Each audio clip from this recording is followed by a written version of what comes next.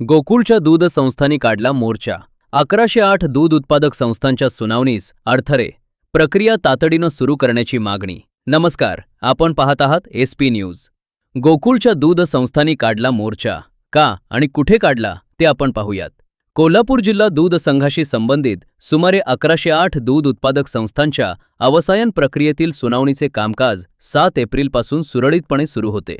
आज चंदगड व कागल तालुक्यातील संस्थांची सुनावणी नियोजित होती. मात्र दिनांक 15 व 16 एप्रिल रोजी सुनावणीच्या कामकाजात अचानक खंड पडल्यामुळे संबंधित संस्थांमध्ये चिंतेचे वातावरण निर्माण झाले आहे.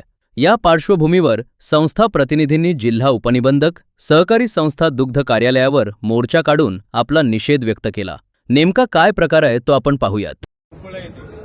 शहर उपनगराध्यक्ष, आज जे आम्ही इथं गडिंगलजून आलेलो आहे याचं कारणच एवढं आहे की गोकुळ जी दूध संस्था आहे, कोल्हापूर जिल्ह्यातील मातृ संस्था म्हणजे गोकुळकडे आम्ही सर्व शेतकरी लोक किंवा नागरिक आम्ही कोल्हापूर जिल्ह्यातली ओळखतो. त्या गोकुळला बदनाम करायचं काम काही लोकांच्याकडनं चालू आहे. काही लोक हे निवडणुकीच्या तोंडावर येतात आणि गोकुळला बदनाम करून स्वतःच राजकीय पोळी भाजण्याचं काम चालू आहे. त्याच्या मागे अमूलनं आजपर्यंत जे कोल्हापूर जिल्ह्यात गोकुळमुळे पाय पसरता आलं नाही, ते पसरण्यासाठी ते अमूलकडनं हे मॅनेज जाऊन हे काम करत आहेत काय, असं आम्हाला शंका वाटते आमच्यासारख्या शेतकऱ्यांना. आज जर बघितलं तर तुम्ही परिस्थिती चंदगड पासून गडिंगलज पासून आग्रा चंदगड लोक आम्ही नागरिक सर्व या ऑफिसला आहे. सगळ्यात आमचा महत्त्वाचा मुद्दा असा आहे की जी संस्था नोंदीत झाल्या त्या सर्व गोकुळच्या नियमानुसार नोंदीत झाले आणि दुग्ध खात्याच्या यांच्या सर्व प्रक्रिया नोंदीत झालेल्या संस्था त्या लोकांना त्या मतदानापासून वंचित करण्यासाठी ते राजकीय घाट घालण्याचं काम चालू आहे व गोकुळला बदनाम करायची प्रसिद्ध असणारे काय भूमिका असणार आहे आगामी काळात? निश्चितच आज आम्ही साहेबांना विचारलेली आमची भूमिका. जर आम्हाला न्याय जर मिळाले